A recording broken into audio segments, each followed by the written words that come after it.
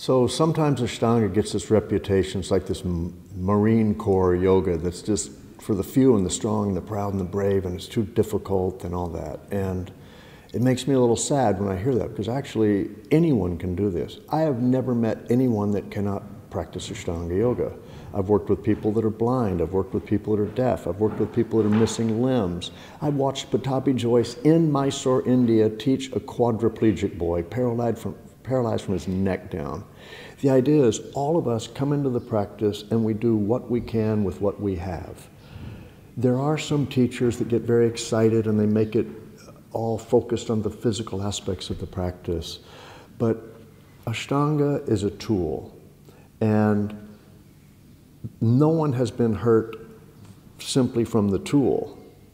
It's like a hammer. If I pick up a hammer and start hitting my own thumb with it, I can't say, look how bad hammers are. Or someone hits me with the hammer, I don't say hammers are bad. So we can get hurt doing anything. Yoga should be a sanctuary where we go onto our mat to alleviate the problems and the pains and the difficulty of life.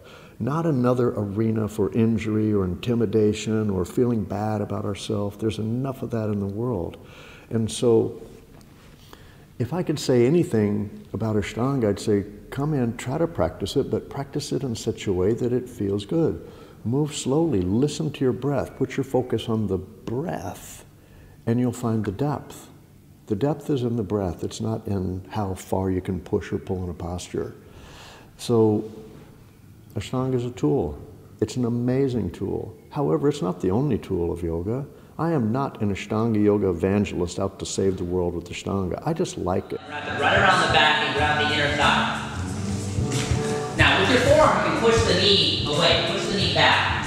My background, the first thing I learned was Ashtanga yoga. Ashtanga Vinyasa yoga is wildly popular in the world. Born of Pattabhi Jois, of course. And not that Pattabhi condones power yoga or did condone power yoga. He's very much against power yoga, but that's definitely been the spin-off. Besides Ashtanga Vinyasa yoga, when I was younger, I was a break dancer. Loved to break dance, loved to go to raves and dance all night. And started playing more music with class. It was dynamic because the music is powerful. It moves the body, you know. It moves us when we dance. It moves us into dancing.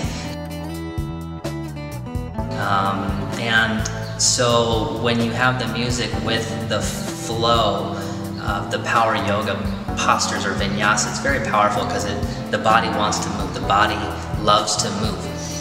And so my practice is still Ashtanga yoga. I still am completely devout to practicing Ashtanga, but I love teaching power yoga. I love teaching Vinyasa yoga because there's so much creativity with it, from different songs and different playlists and different vibrations to different sequences, to creative sequencing that leads to back bends or arm balances or whatever you want to focus on.